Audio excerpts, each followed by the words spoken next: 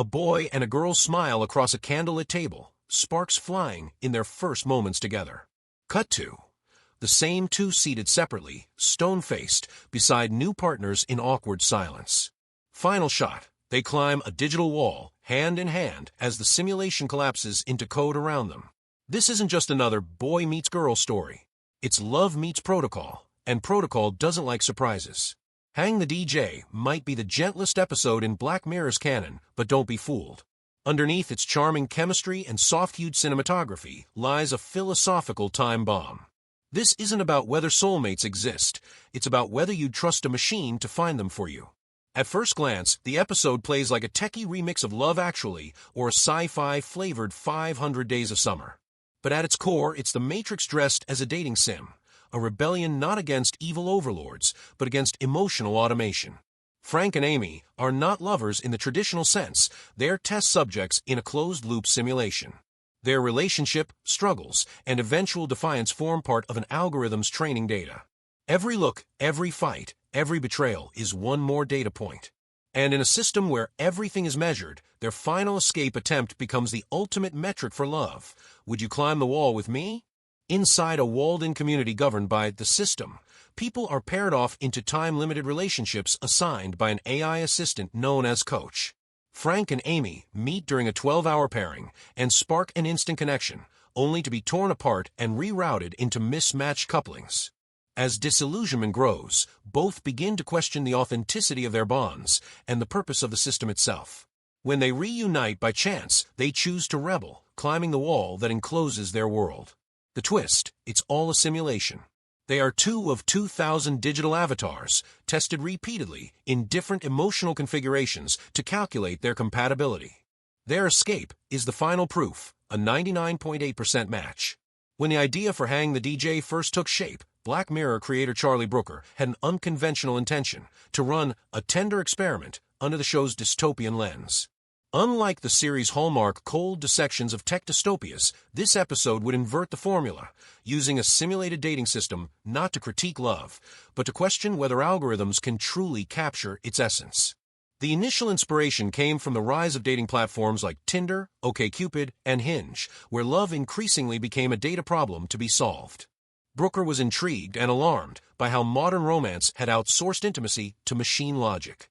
In interviews, he described this episode as a satirical reimagining of love in the age of tech mediation, drawing influence from films like The Truman Show and Never Let Me Go, where characters trapped in artificial realities eventually rebel in search of something real. Originally, the script leaned much darker. In early drafts, Frank and Amy's discovery of the system's artificiality ended in despair, as they realized their entire relationship was just a simulation, and they chose to part ways. But after early audience feedback, Brooker and co-writer William Bridges pivoted. They rewrote the ending to deliver an emotional gut punch disguised as technological inevitability. It wasn't a betrayal of Black Mirror's ethos, it was an evolution. The algorithmic reveal became a metaphor. If someone is willing to defy a system 998 times out of 1,000 for you, maybe that's love. Location also played a symbolic role. The central dating compound was filmed in a real 17th century manor in Oxfordshire, chosen for its serene yet uncanny ambience. The production design fused minimalist architecture with rural landscape to amplify the dreamlike containment of the characters. It's a world that feels curated, polished, but subtly suffocating, a coded Eden built by machine intelligence. Internally at Netflix, Hang the DJ sparked discussion about Black Mirror's tonal elasticity. Could this show, known for existential dread, also carve out space for hopeful ambiguity? The answer, delivered through this episode, was a definitive yes. In a forest of techno-paranoia, this was the rose. From the very first frame, Hang the DJ seduces the viewer with the illusion of perfection.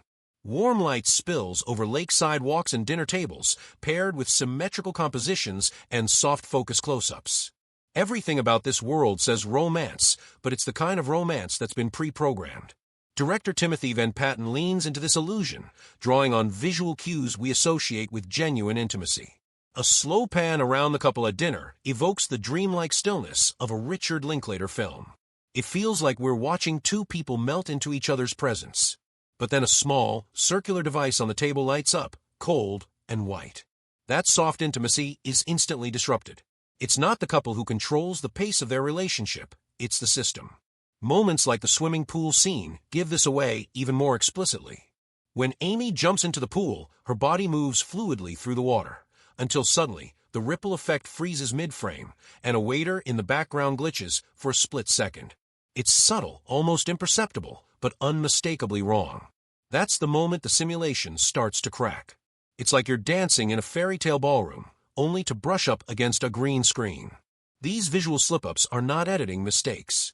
They're narrative ruptures, intentional clues that this isn't a love story, it's a test environment. The audience, like the characters, starts to wonder, are these feelings real, or are they being fed to us by code? Amy's transformation is the emotional core of the episode. At first, she's compliant, willing to go along with match after match, like a cooperative beta tester. But there's a shift in her eyes. Curiosity gives way to doubt, then resentment, then quiet defiance. During her time with Lenny, a match she clearly doesn't care for, Amy often stares into mirrors. The reflection isn't just her face, it's the version of herself the system expects her to be. Her decision to rebel isn't rooted in some fairy tale idea of love. It's rooted in autonomy.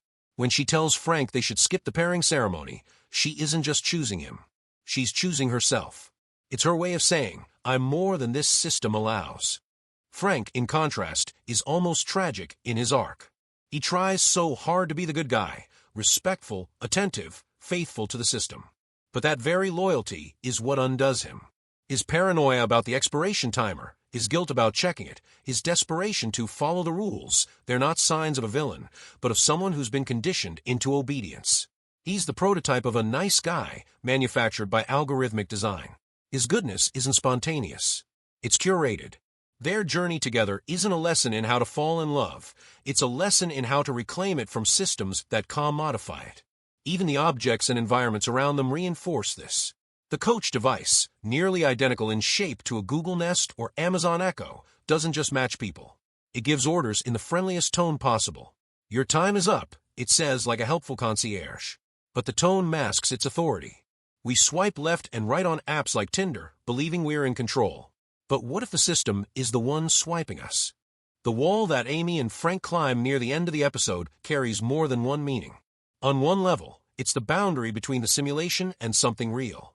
But it's also the barrier between algorithmic life and human unpredictability. In a nod to the Truman Show, the wall symbolizes the edge of the known world and the moment someone chooses to breach it. But where Truman found a door, Amy and Frank find only more simulation. That's the real twist. There is no outside, only another layer. Which begs the question, are dating apps helping us find love, or are they building prettier prisons? Even the episode's title hides a deeper rebellion. Hang the DJ is a line from a 1986 song by the Smiths, a cry of protest against the homogenized music played by mainstream radio. But here, the DJ is no longer just a tastemaker. It's the entire system that dictates who we meet, how long we stay, and when we leave. A system that claims to know us better than we know ourselves. Saying hang the DJ is no longer teenage angst, it's a survival instinct. The episode's greatest trick lies in its ability to hide a simulation behind the familiar arc of a romantic comedy. On the surface, it's a story about trial and error dating. But beneath it, we find a psychological bootcamp designed to simulate emotional resilience, train romantic preferences, and fine-tune a match for the real world. What we're watching isn't just love, it's data science disguised as desire. The narrative architecture doesn't follow a traditional linear build. Instead, it's shaped like a bell curve. Amy and Frank meet, bond, reach a peak of intimacy, then rupture, triggered by Frank secretly checking the relationship expiry date. From there, each enters a series of increasingly incompatible pairings, only to reunite and revolt. That curve mirrors what machine learning engineers would recognize as a training convergence graph, the process of optimizing a model to predict a desired output. Time within the story is another illusion. What feels like months or years to the characters is in fact an accelerated simulation. The system manipulates these durations to gather emotional data, test commitment thresholds, and reinforce behavioral patterns. What unfolds is essentially an emotional version of reinforcement learning, repetition, feedback, correction. Amy and Frank are not just lovers. They're synthetic variables in a predictive model. That makes the entire episode a kind of micro-allegory for AI training itself, except the raw material isn't text or images. It's the human heart. Director Timothy Van Patten, best known for his work on The Sopranos, Boardwalk Empire, and Game of Thrones, brings an unusually restrained touch here. Known for gritty intensity and slow-burn character studies, Van Patten departs from his usual register. There's no violence, no voyeuristic male gaze. Instead, he crafts an aesthetic of minimalism, clean, balanced compositions, shallow depth of field, and a meticulous use of architectural barriers like glass, walls, and corridors. The effect is a visual metaphor, emotional proximity, framed inside invisible cages. His use of rhythm is particularly sharp. The time between each of Amy and Frank's reunions shortens as the story progresses, from weeks to days to hours. It mirrors the system's convergence on an optimal match, but also exposes how this efficiency suffocates authentic connection. As the pacing accelerates, intimacy decays. This manipulation of narrative time as commentary on emotional compression is rare and quietly radical. Critics and academics, however, remain deeply divided about the episode's meaning. One camp argues that Hang the DJ is a carefully disguised utopia. Cambridge scholar Laura Mulvey points out that while the episode critiques algorithmic relationships, it also reinforces the romantic ideal of the one true love. The system, despite being cold and calculated, still leads the characters toward a soulmate narrative. That, she suggests, is just monogamy reskined in digital logic. Others, including defenders of showrunner Charlie Brooker, see it differently. They argue that the episode is a satire of satire. It isn't mocking algorithmic dating, they claim. It's mocking the belief that love can be perfectly solved through math. The final twist, 99.8% compatibility, isn't a promise. It's a mirror held up to our desperate desire to be chosen. The perfect match isn't real. It's what we hope the system will tell us. Still, other voices take issue with the episode's lack of political or cultural engagement. It sidesteps class, gender, and race entirely, offering a sleek, controlled environment where viewers can project themselves without friction. That frictionless quality, while comforting, is also troubling. To some researchers, Hang the DJ represents the most seductive form of dystopia, one that coats the pill in sugar and calls it liberation. The episode's most biting irony is that it builds a system meant to promise freedom of choice, yet that system functions by eliminating freedom altogether. At first glance, the matching system seems to serve a noble purpose, helping people find their most compatible partner. It sounds rational, efficient, even compassionate. But its logic is fundamentally at odds with human experience. It prohibits choice, overrides judgment, interferes with emotions, and all in the name of optimizing outcomes. What it ultimately seeks isn't love you choose, but love most likely to succeed. There's a big difference. The central conflict of the story isn't between lovers. It's between algorithmic thinking and emotional autonomy. Before Amy and Frank ever climb the wall, they've already begun to rebel, subtly, instinctively. Amy's rejection of Lenny isn't because he's cruel or wrong for her. It's simply because she doesn't like him. That kind of response, irrational, subjective, unquantifiable, is exactly what the system cannot tolerate. Meanwhile, Frank's mounting anxiety over the time limit and his decision to secretly check it represents something deeper, the psychological collapse that occurs when a person is asked to trust a system they cannot question. These aren't flaws in the characters. They're symptoms of being human in an inhuman structure. The system, from its own point of view, isn't malicious. It's utilitarian. Every mismatched pairing is data. Every broken connection is a point on a chart. All of it gets fed into a model that refines itself with each new trial. In this sense, the system doesn't see Amy and Frank as people. It sees them as emotional training samples, input for a deep learning model of love. The system isn't a dating platform. It's a romantic machine learning engine. And that is the most chilling parallel to our real world. In a data-driven society, we're told that choice is empowering. But in practice, algorithms increasingly anticipate, narrow, and shape those choices before we're even aware they existed. The appearance of autonomy becomes a performance. What we call preference may actually be prediction. Worse still, the goal of such systems isn't to make you happy. It's to predict that you'll be happy. That subtle difference is crucial. Happiness stops being an internal feeling and becomes a quantifiable output, a number, a graph, a probability. And once happiness is modeled this way, love becomes not a personal journey, but a conditioned behavior. That's the quiet horror at the heart of Hang the DJ. Love, our last irrational refuge, is being turned into something programmable. The metaphor extends far beyond dating. In education, careers, friendships, even political participation, we increasingly accept systems that promise efficiency in exchange for ambiguity. The more we let algorithms optimize our lives, the more we relinquish the essential unpredictability that makes those lives our own. And so we're left with a piercing question. Do we want the life with the highest probability of success, or the one we chose ourselves with all its risk? That question haunts the edges of this episode. It's not just a commentary on dating. It's a philosophical challenge to an entire era defined by algorithmic decision-making. And the longer we avoid answering it, the harder it becomes to remember what true freedom ever felt like. When Hang the DJ first aired, the emotional response from audiences was unusually polarized. Some praised it as the warmest, most romantic episode in the Black Mirror canon, a rare glimpse of tenderness in an otherwise bleak anthology.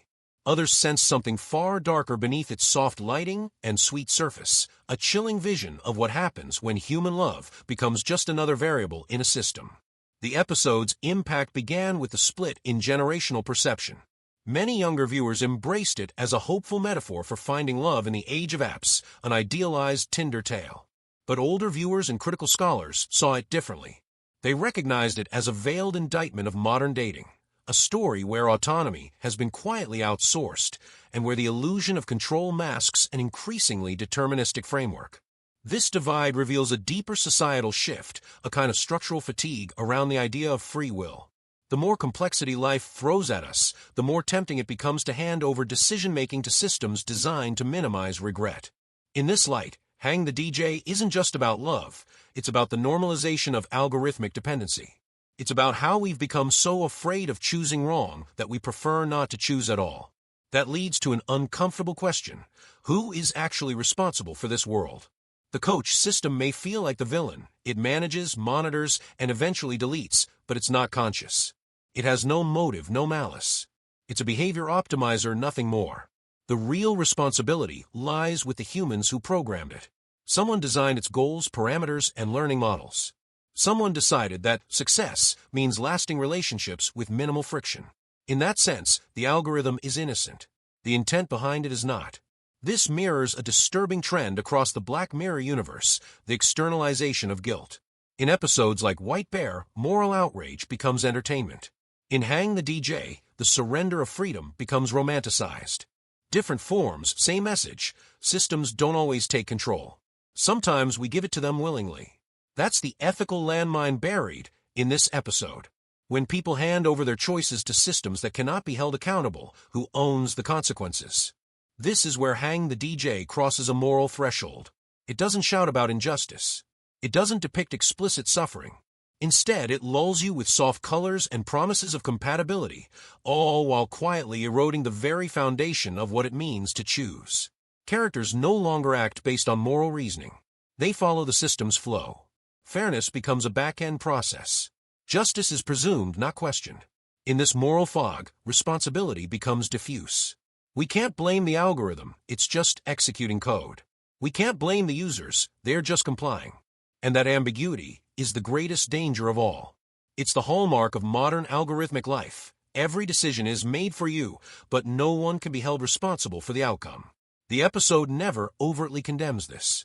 Instead, it wraps its critique in charm, in sentimentality, in a narrative of resistance that ends, ironically, with validation from the very system the characters sought to escape. Because when you trust a machine to know you better than you know yourself, when you let it decide who to love, how long to love, and when to stop loving, you're no longer a person making choices. You're a data point fulfilling a prediction. And that perhaps is Hang the DJ's most unsettling truth.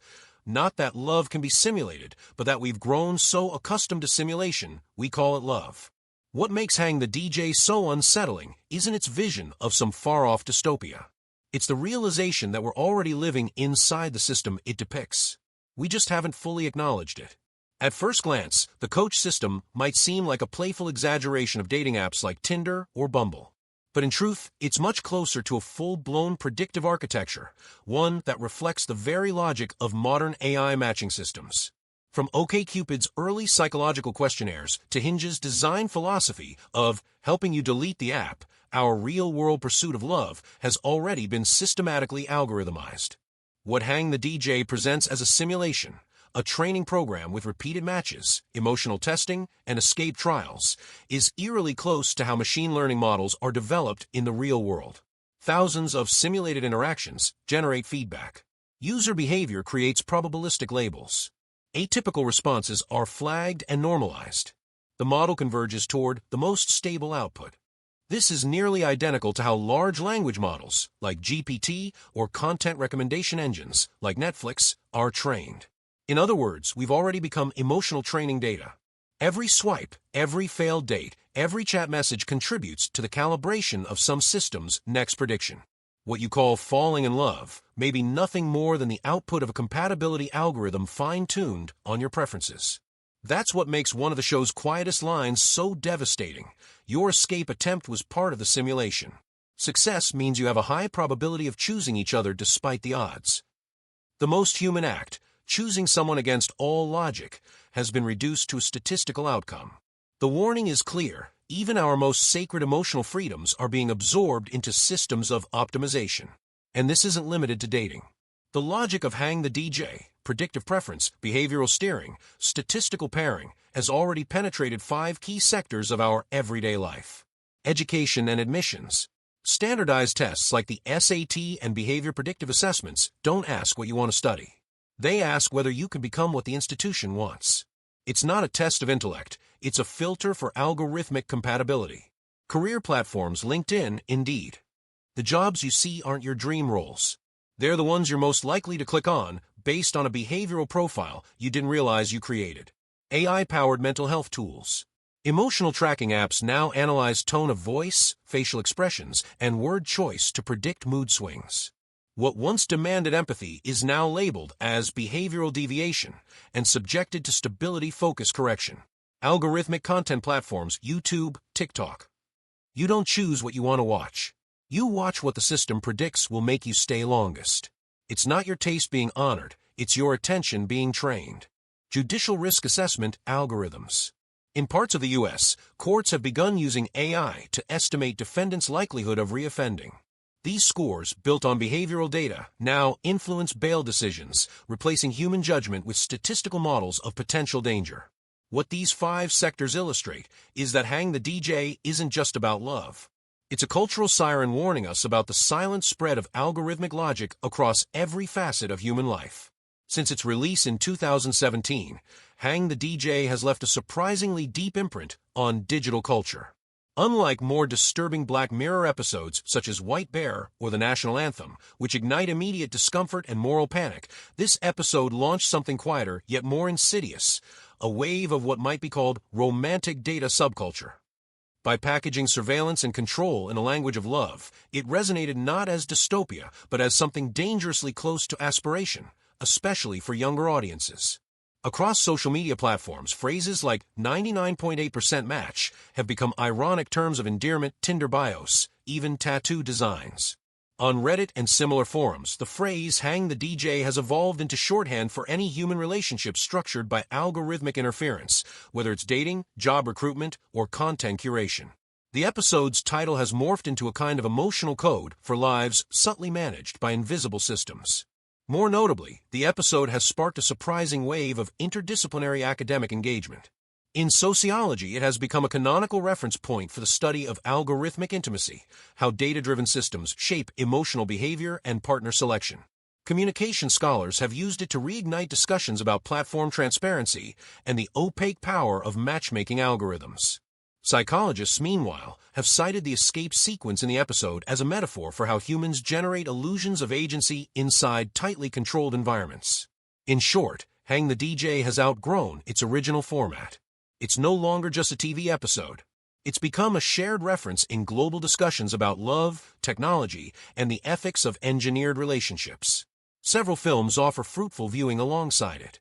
Spike Jonze's Her 2013 is perhaps the most obvious companion, a story about a man falling in love with his AI assistant. While Hang the DJ critiques algorithmic control, Her explores algorithmic comfort. Together, they form a dialogue about emotional outsourcing in a digital age. David Mackenzie's Perfect Sense 2011 is a lesser-known gem where humanity faces a pandemic that gradually strips away the 5 senses. Amid this sensory collapse, Two lovers attempt to define meaning without physical sensation. The film provides a poetic counterpoint. What remains of love when the inputs are gone? 2015, directed by Drake Doremus, offers a stark portrayal of a future society where all emotion is forbidden. Romance is treated as systemic failure. It's a cold, minimalist film, but it pushes the idea of emotional regulation to its bleakest endpoint. There's also An Eternal Love, 2004, a Turkish-French co-production that explores love in a rigidly structured society through a non-Western lens. It's rougher in form, but provides a critical cultural contrast to the Western techno-utopian narrative of Hang the DJ. On the reading side, several books offer essential theoretical grounding. The Dating Divide by Celeste von Curington and others is a data-rich sociological study of how race and class shape algorithmic dating outcomes in the U.S. It reveals the systemic biases built into what appears to be neutral matchmaking software. Virginia Eubank's Automating Inequality expands this discussion beyond romance. It documents how algorithmic decision-making is reshaping public services, from welfare to criminal justice, often under the guise of efficiency, but with deeply dehumanizing effects. What Hang the DJ implies, this book confirms. Lynn Jamison's The Sociology of Love offers a broader intellectual framework. It traces the evolution of intimacy from structural functionalist theories to postmodern disintegration, helping viewers understand the tension between personal connection and systemic pressure that the episode so vividly illustrates. Finally, Shoshana Zuboff's The Age of Surveillance Capitalism breaks down how human behavior, our feelings, decisions, microreactions, is being mined, packaged, and monetized. It's the theoretical blueprint behind systems like Coach.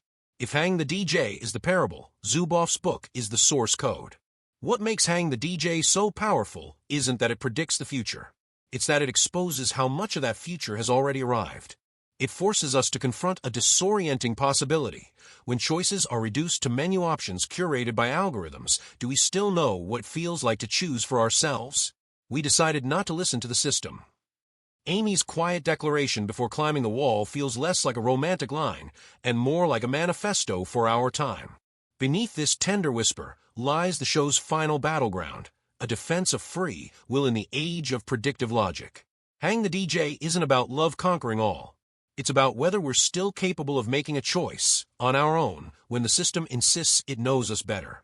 And so we have to ask ourselves, what if there had been no escape simulation? Would Amy and Frank still have chosen each other? What if the system had told them their ideal match was someone else? Would they have trusted the algorithm or defied it? In other words, are we truly making decisions or merely choosing from the options we're given? That's the episode's final trapdoor, the illusion of agency wrapped in a velvet box. Most of us don't resist systems because they don't look like prisons. They look like dating apps. And we swipe, believing it's freedom. Unlike other Black Mirror endings, Hang the DJ doesn't descend into darkness. Instead, it offers what you might call a hopeful pessimism. Believe in love, but only after you realize it's being measured, modeled, and manipulated. Only when you recognize the mechanisms can you truly exercise the act of choosing. This isn't just about the ability to love. It's about the ability to tell love apart from its simulation. Here's a detail you may have missed. The interface of the Coach device was intentionally designed to resemble the UI of Amazon Echo or Google Assistant. That wasn't a coincidence. It was a deliberate design choice to create a kind of visual bleed between fiction and reality, between the world of the episode and the smart devices on your nightstand. And in a deleted scene, the simulation didn't just run once, it ran 33 times. In many versions, Amy and Frank failed to escape. In one of the final iterations, Amy actually chose to stay. The system only calculated compatibility after enough repeated trials demonstrated their willingness to rebel. The production team eventually cut those versions, fearing they would feel too brutal. What remained was one clean, successful escape, carefully crafted to keep the romance intact. So what you saw as a perfect match might have been just the most stable outcome of dozens of failed ones. What you felt as spontaneous love might have been the glow of engineered coincidence. And what you thought was freedom might have been the system's designated exit. Describe your reaction to Hang the DJ with a single emoji. Let me know in the comments, are you a romantic or a skeptic?